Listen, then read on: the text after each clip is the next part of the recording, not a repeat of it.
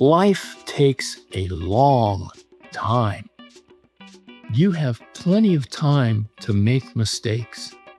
I went to a DA's office. I was not cut out for that work.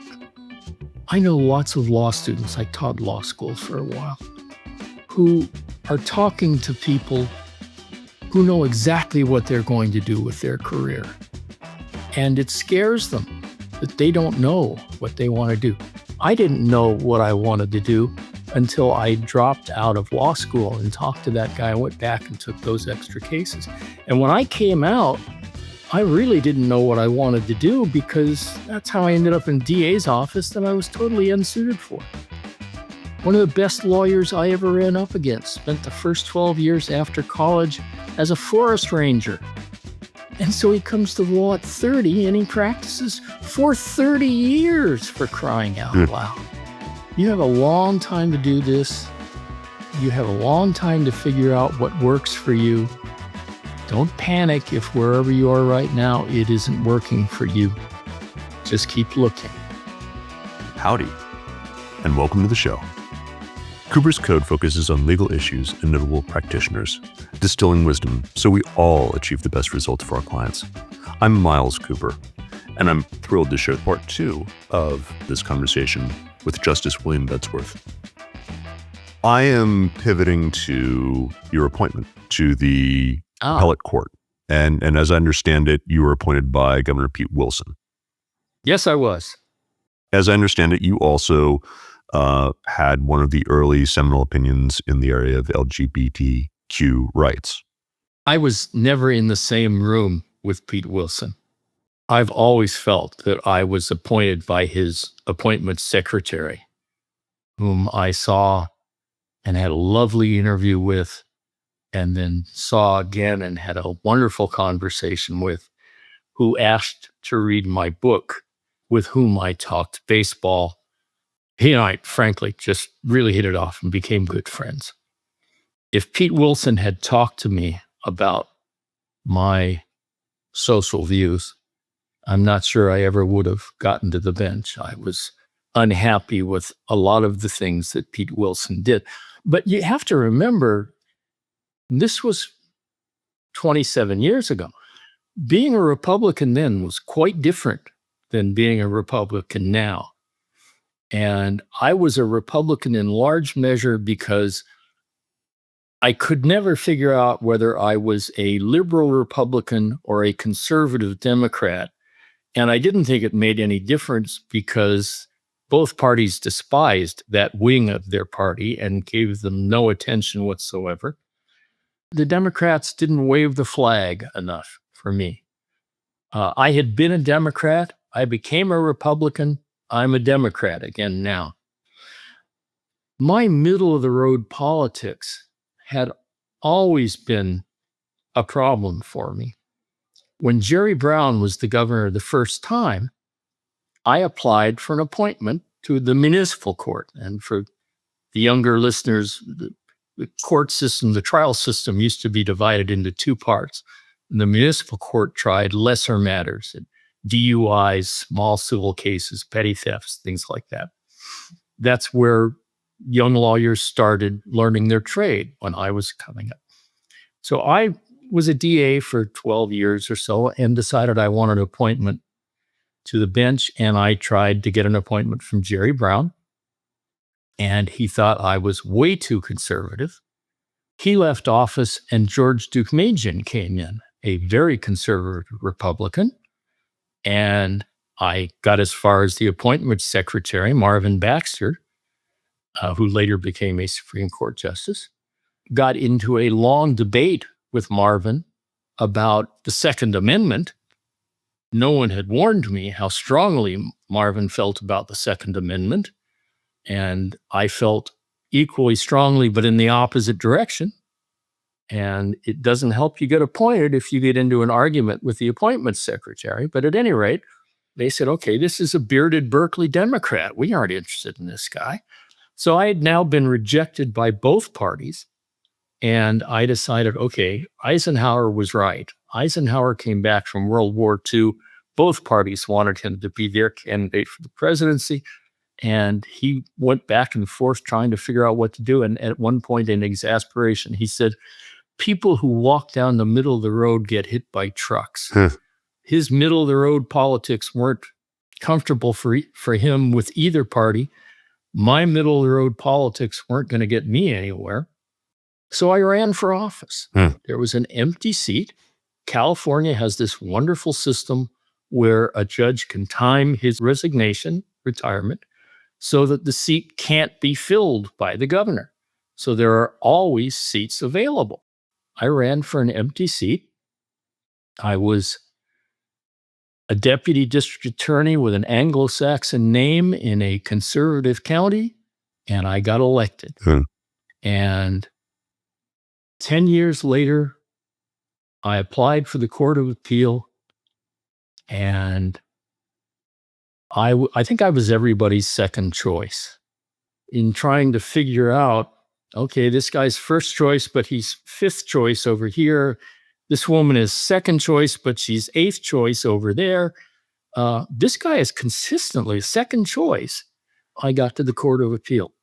By that time, I'd been writing the column for 20 years, and I was known as a writer. I had written cases. I'd handled cases in the U.S. and California Supreme Court. And everybody said, well, this guy writes all the time. The Court of Appeal would be a perfect place for him. Anyway, so I got the appointment. And it was my dream job. I told people for years, this is the best job in the system. And I don't mean the legal system. I mean the solar system. I just love doing that job. That's why I stayed so long. 27 years, good heavens. This is the first time that your column has come up in our conversation. And I know that a lot of people may know you from that, just given how prodigious a writer you were. It's a little bit of a tangent, but I'd like to go down that path for a few minutes to tell us how you got to do that, what the focus was, and why you got known for being so irreverent, the right kind of humor, cheeky. Yeah, that's the one I'm going to grab onto because I'm afraid of what other adjectives you might come up with for my stuff. I need to laugh. As a child, that was a very important thing to me. I've had jobs where you don't get to laugh. I was a prosecutor. You're talking about putting people in prison. You're taking away their rights. You're sending them off to jail. You're dealing with people who have been raped, robbed, what have you. There's not much room for laughter in that job. I was a Superior Court judge. Again, I told you how I opened court because I needed to have that time. You get to the Court of Appeal. Nobody wants to read, your $6 million judgment is reversed, but did you hear the one about the nun and the parrot and the sailor?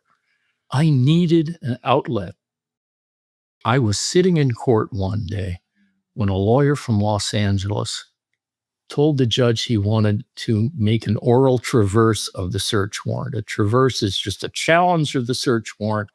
He wanted to do it orally, meaning he didn't want a separate hearing. He just meant to bring this up in whatever court he was assigned to.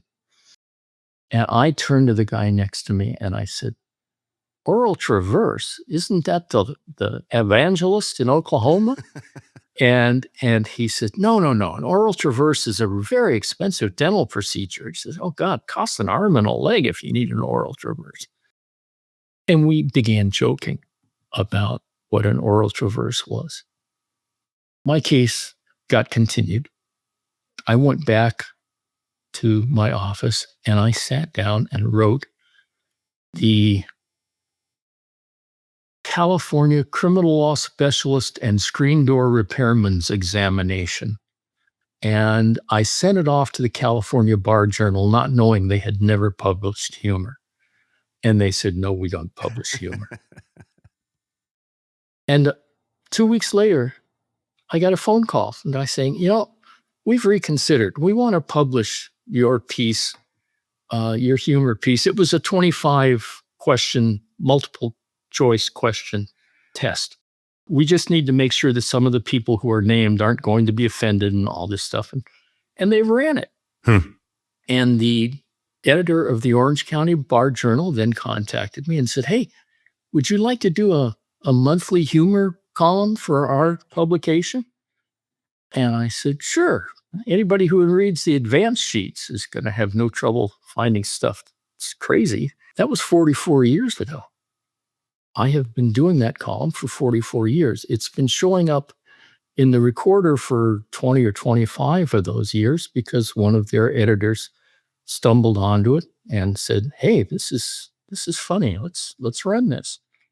And so it now runs in the Recorder. I love to say that it's nationally syndicated because there are 17 trade publications, financial newspapers or legal newspapers that run it. And nationally syndicated sounds so big deal.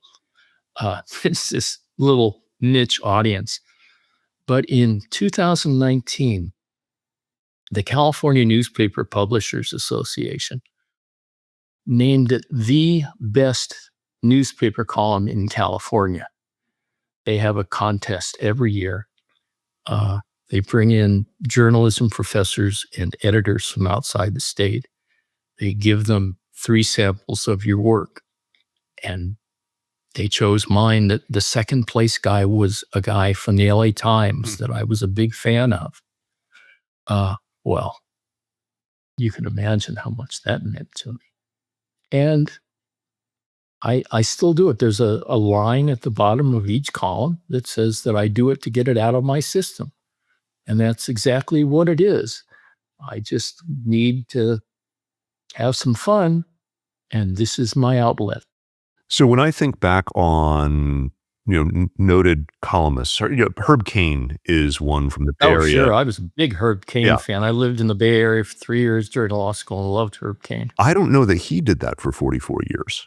And so this is a lead up to a question, which is, where do you find inspiration? How do you find new material? What is it that helps you stay fresh with this?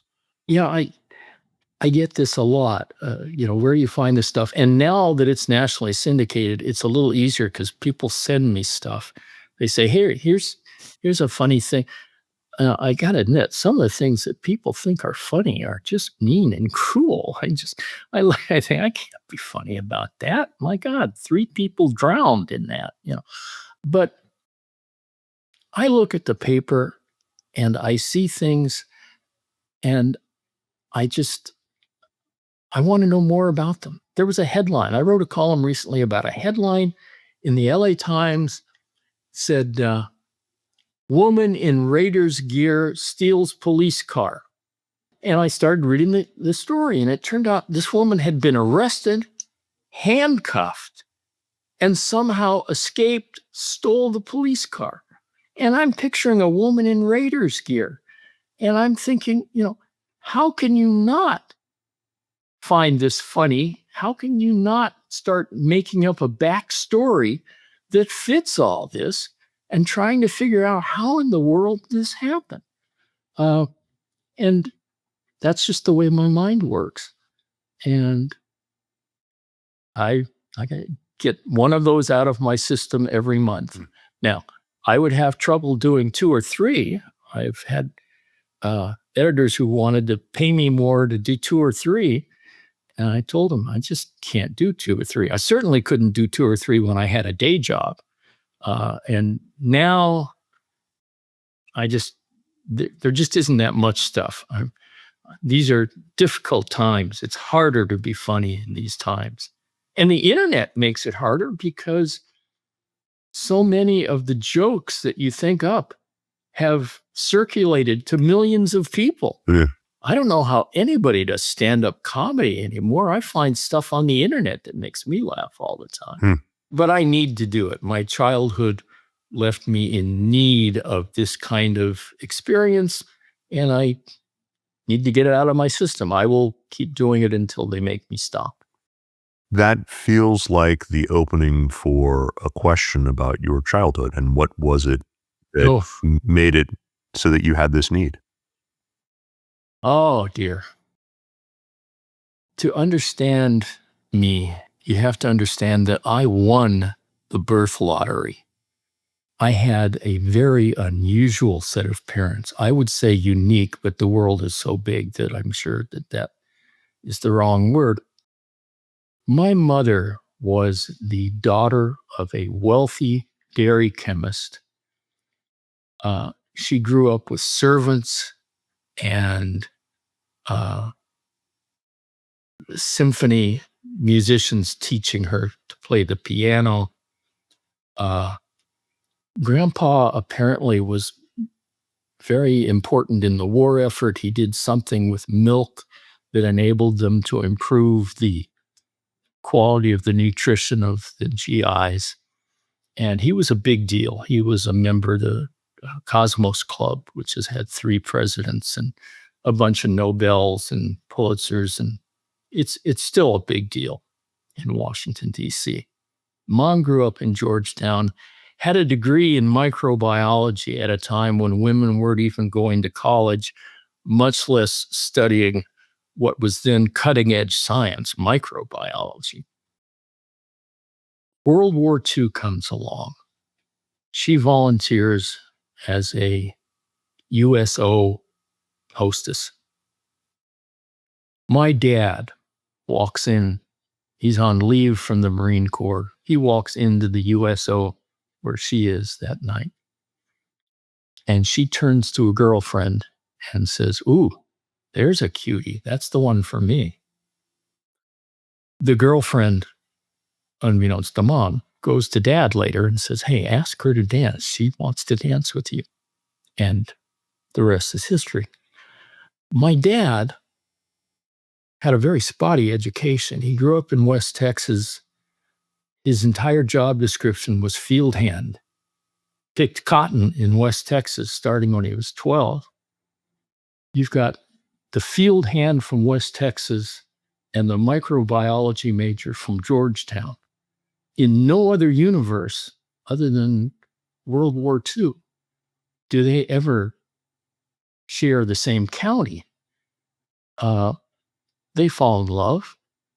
Dad puts on his best Marine uniform, meets with my grandfather at the Cosmos Club to ask for my mother's hand. And my grandfather says, "You, sir, are not only not going to marry my daughter, you are never going to see my daughter again unless you want me to call the police." Wow.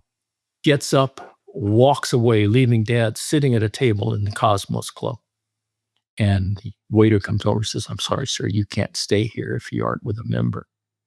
So my dad essentially gets thrown out of the Cosmos Club. But he and Mom are not discouraged. They exchange letters. He comes back from the South Pacific. He and his brothers travel around California trying to figure out where to set down. They're determined that having experienced Los Angeles and Long Beach in March, that's where they want to be in March the rest of their life. And by pure chance, every time they go to the Bay Area, it rains. And they decide, okay, Southern California, that's where we're going to set down. My dad sends a one-way ticket to my mother, train ticket. And she gets on the train and comes to California to be with her Marine. My grandfather disowns her, doesn't talk to her for a couple of years. My birth changes his mind. Mom goes to the door one day, and there's a Sears delivery man there. She hasn't talked to her father in 2 years. Sears delivery man says, "I've got your new washer here." She says, "There's some mistake. I didn't order the washer." He says, "I'm sorry, ma'am. I'm here to install it. Where you want it?" She said, No, we can't pay for a washer." She says, "Ma'am, it's already paid for." She said, "Who paid for it?" He says, George E. Hall. That was Grandpa. He was a scientist. That was his way of trying to make up with his daughter. He couldn't call her or talk to her. He sent her a washing machine. Anyway, my mother never told a joke in her life. The words, "two guys walk into a bar," never came out of her mouth. But she was the world's best audience. She laughed at everything. She had grown up in a household in which there was very little laughter. She fell in love with my dad because my dad knew every joke ever written.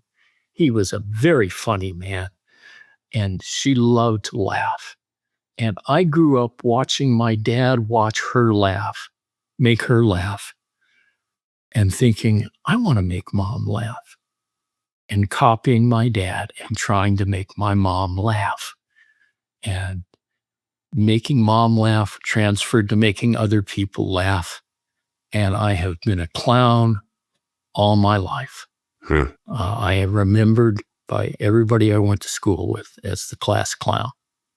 And that's why I need to get that out of my system. It was a very strange household. I would come home from school and mom would be sitting at the piano playing Rachmaninoff, and then dad would come home and turn on Merle Haggard on the radio. And, dad's entire job history read field hand, picking cotton, refinery worker, casket maker, city gardener, city of Redondo Beach. And he was married to this woman with a degree in microbiology who was frankly quite brilliant. And it was all because she loved to laugh. You had quite the yin and the yang in your house. It was. That's a very good description.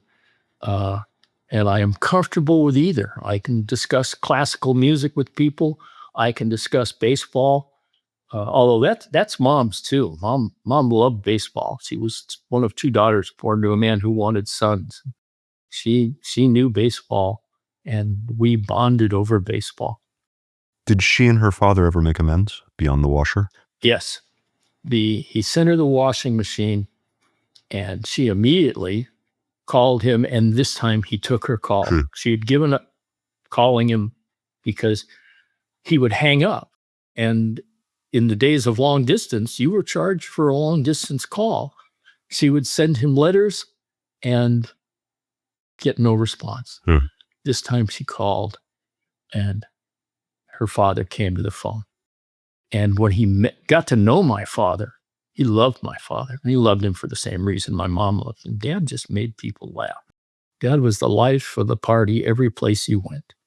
And they became good friends. If you're enjoying what we're doing here with Cooper's Code, please help us extend our reach by giving us a 5-star review on Apple Podcasts and consider sharing an episode with a friend. Additionally, we want to know who you want to hear on the show. Have an interview suggestion? Email us at podcast@coopers.law. I am now doing what I call, cleanup. And when I say cleanup, I mean, I usually do a little bit of homework before I sit down with somebody. So, and I want to return to one piece because we didn't tie it off. We talked about your elevation to the bench, but we didn't talk about the LGBTQ opinion in 2000 and how that landed on your plate, so to speak, and what impact it had. God, it was so random. The whole thing was so random. It was a garden variety burglary case. And the prosecutor, in selecting the jury, said, is there anybody here who knows anybody in the courtroom? And two of the jurors put up their hands and said that they knew each other. And when he asked how they knew each other, they explained that they were members of this organization, the name of which I've since forgotten, which was a lesbian rights organization. And the prosecutor's next two peremptory challenges were those two women. And defense counsel screamed bloody murder. And the judge said, Mr. Prosecutor, do you want to justify your exclusions on the basis of something other than sexual preference? And the prosecutor said, Your Honor, I don't have to. Sexual preference is not a protected category. Look at the statute. I can never remember the number of the statute. It's 231 something or in the Code of Civil Procedure. I don't have to. They aren't a protected class. Race is protected. Religion is protected. Gender is protected. Sexual preference is not protected. And the judge looked at the statute and said, well, he's right. It's not covered by the statute, and the peremptories were allowed to stand. And when it came to us, the defense raised that issue. It was one of several issues they raised. And we said, I was very lucky. I had Tom Crosby, who was a giant on my panel, one of my heroes. We said it may not be covered by the statute, but it's covered by the Constitution. And we wrote an opinion that said you can't exclude someone by what was then considered just gender preference. It turned out there hadn't been any such precedents. I got a call from a woman named Carol Migden, Oh, who yeah. was a state senator, and she was very excited. She said, I just read this opinion. This is the first gay rights opinion in history. We're going to change that statute based on this opinion. And that is exactly what they did. The legislature amended the statute. And needless to say, I wrote it in 1999. It was published in early 2000.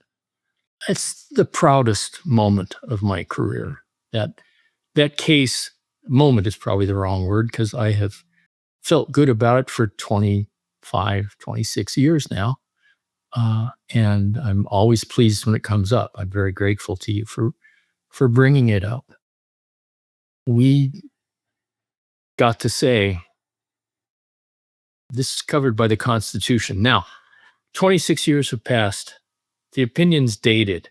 The language that we used is dated. We talk about those issues differently now than we talked about them then. But as near as we can determine, it was the first precedent in the country that expressed a gay rights position. It is interesting how language changes over time. And Yeah. and I appreciate you bringing that forward for anyone who pulls it up, so just so they are prepared for that. But Yeah. the way the fabric of the law is woven, the fact that you put those threads there for others to work off of is important.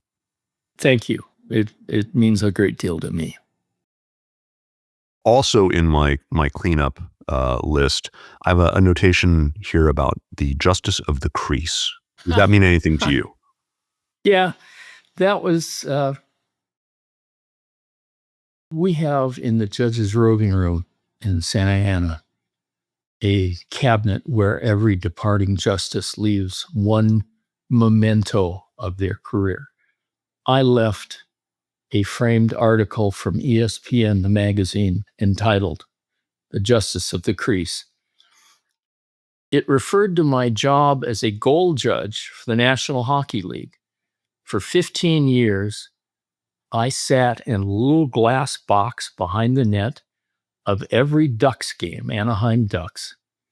And my job was to decide whether the entire puck had crossed the entire goal line and therefore become a goal. And that was the whole job. And if it did, I pressed a button and a red light went on above the net and everybody went crazy.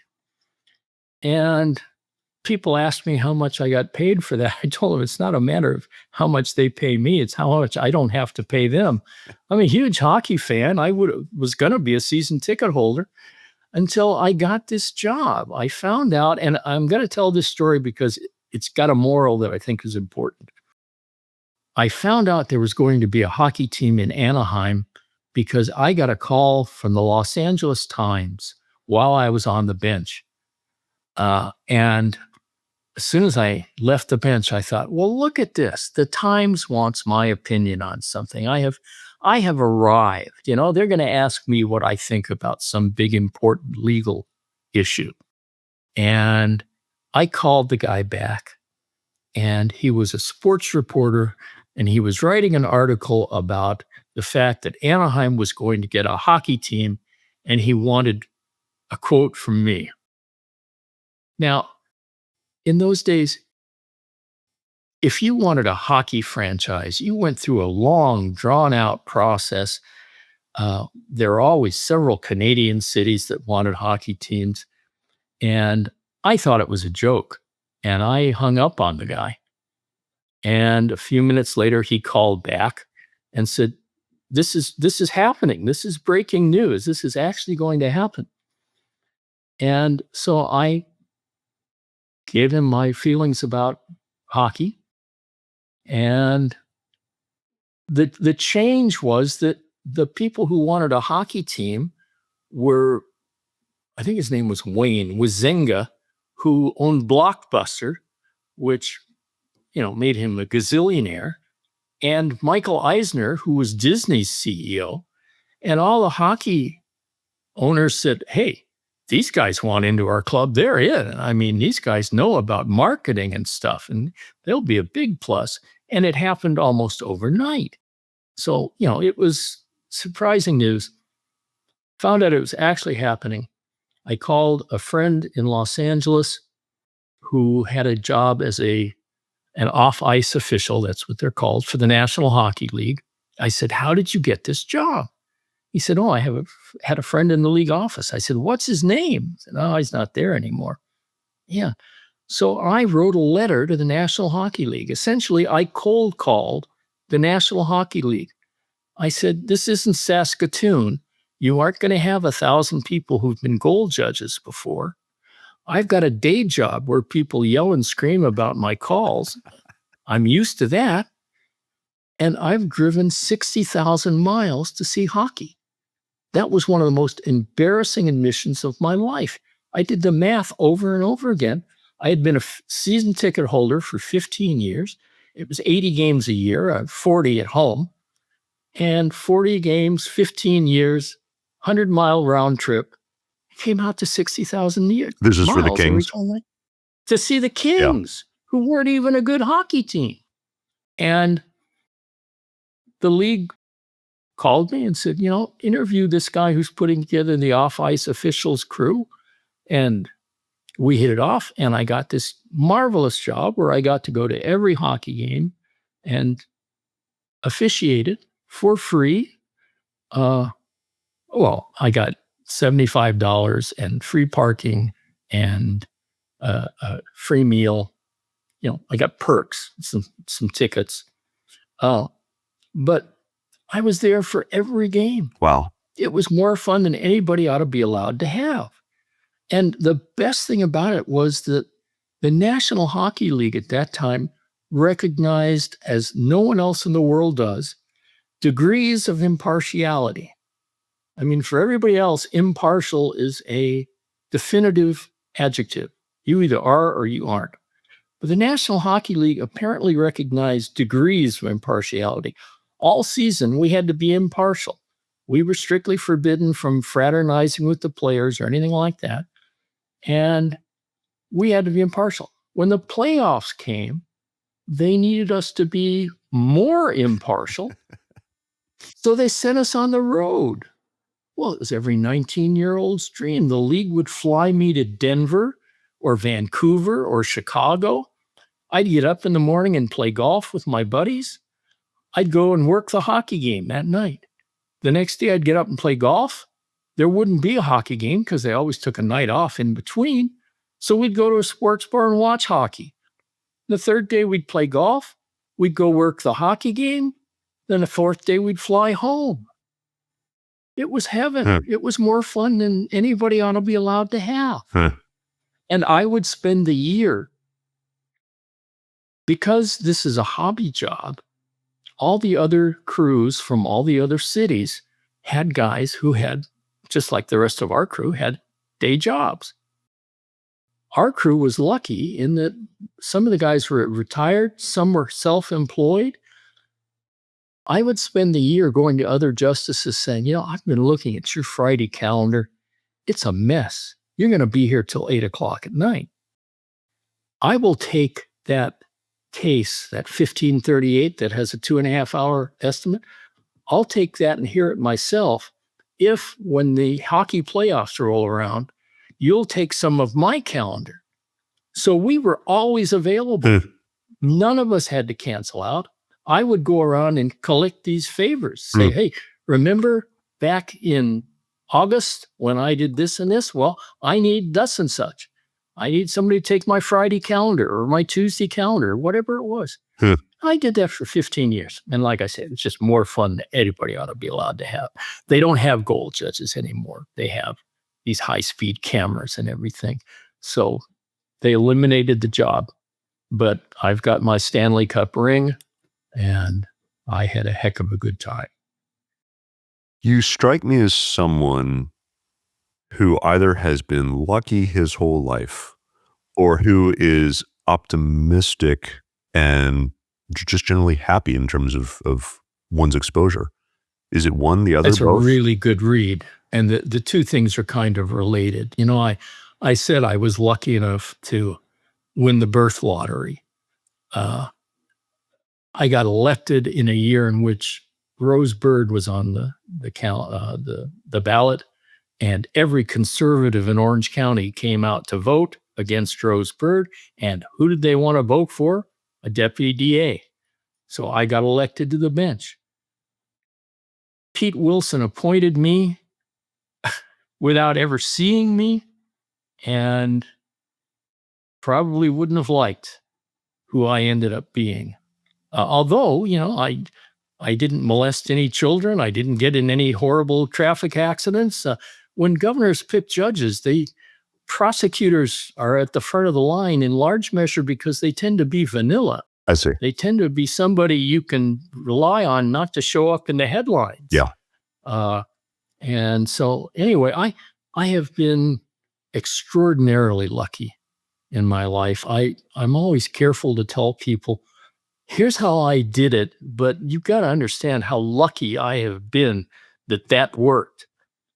I came to Orange County and I was writing briefs that had some humor in them and that weren't reluctant to take shots at the other side's position. In any other county, they would have said, okay, this guy's a nutcase. This guy doesn't know what he's doing. In Orange County, they had a judge who later became a justice of the Court of Appeal who did that. And they said about me, he thinks he's Bob Gardner. He's trying to be another Bob Gardner. Gardner was so significant that the Santa Clara Law Review wrote 2 articles about him, and he had no contact at all with Santa Clara. He was just an unusual guy.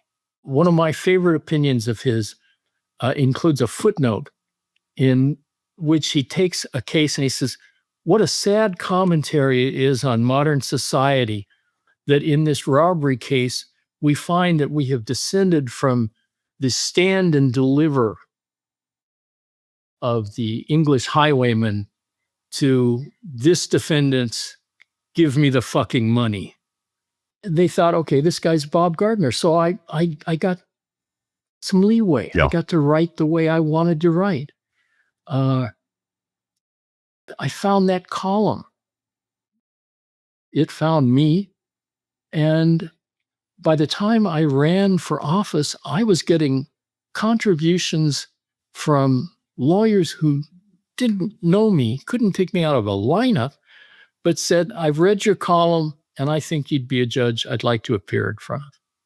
Yeah, my life has been full of good luck, and it has made me very optimistic. I've been through 8 major surgeries, and I'm looking at another one. And, you know, I've come through all of them fine. I expect to come through this one fine. It's like the sports thing, you know, winning makes you confident and confident makes you win. And you are very insightful to note that, yeah, that is definitely, I have been lucky and it has made me optimistic. As we come into the final stretch of things, you retired in 2024, so last year. October of last year, I've been retired a year. Your career culminated with the Distinguished Service Award. Can you tell us what that is?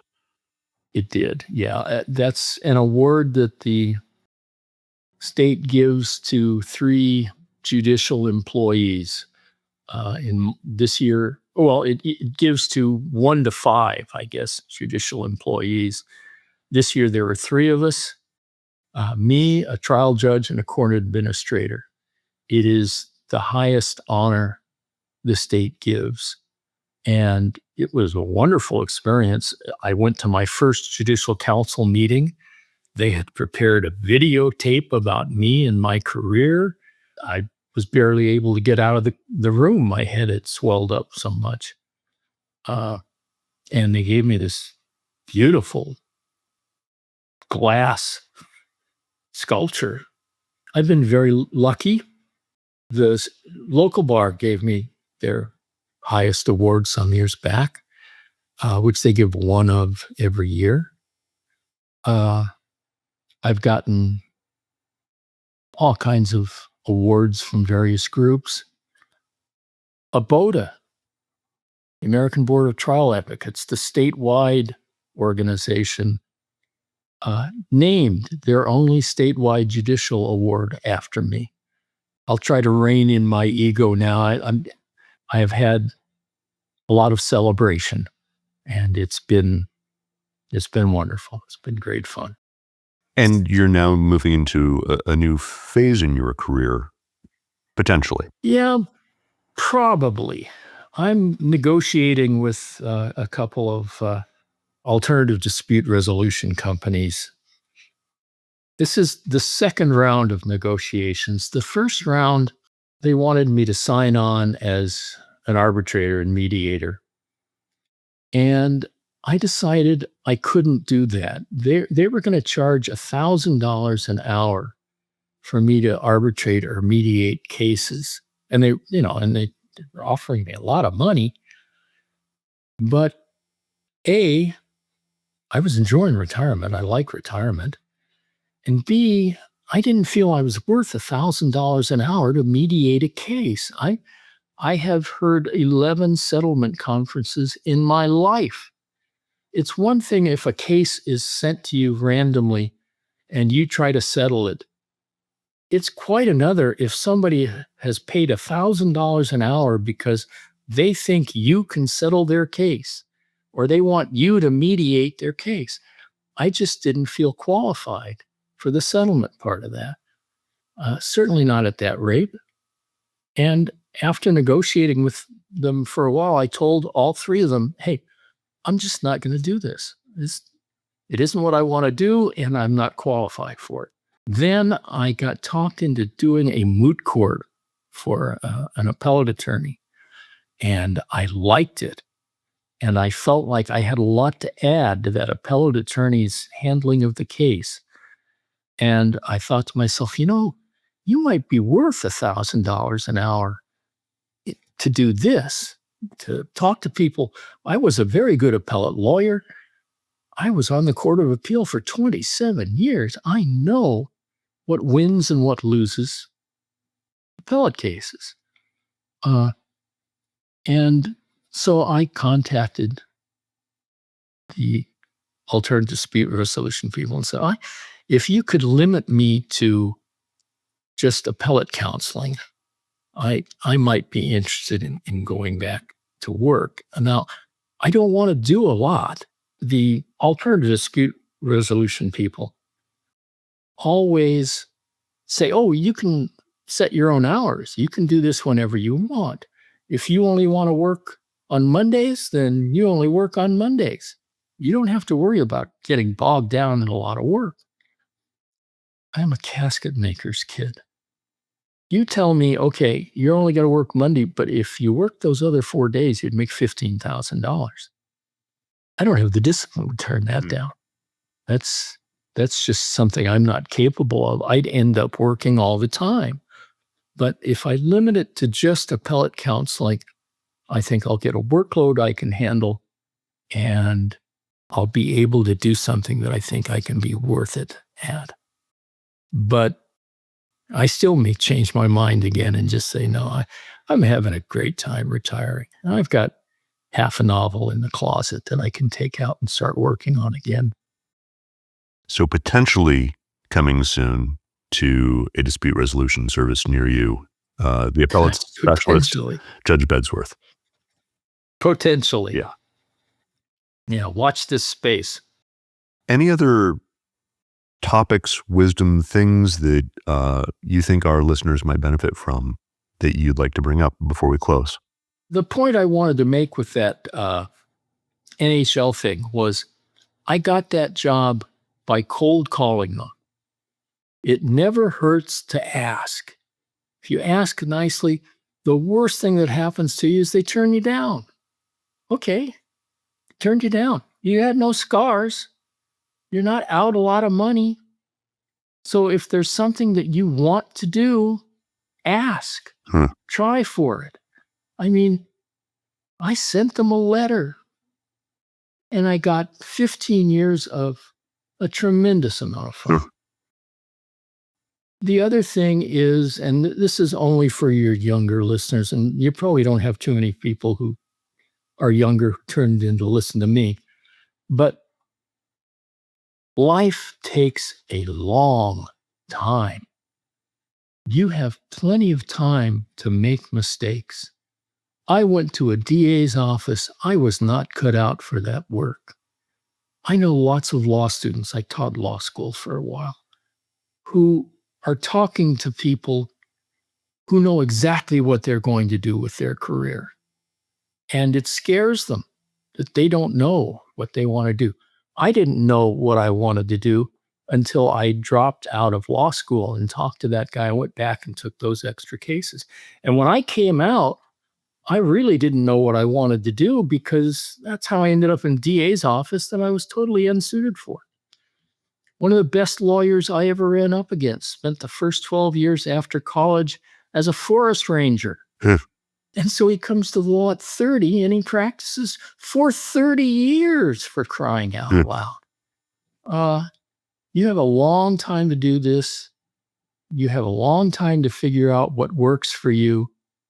Don't panic if wherever you are right now, it isn't working for you. Just keep looking. It's very helpful and very wise. Now, thank you. Well, thank you for joining us today and taking the time to go through your practice and all the things that you have to offer. Thank you. Old men love to talk, and I appreciate this opportunity. And thank you for listening today. Please email us at podcast@coopers.law with questions, comments, feedback, and suggestions for who we should have on the show. Like what you heard? Share us with a colleague and leave us a 5-star review on your podcast platform of choice. To all of you doing justice out there, happy hunting.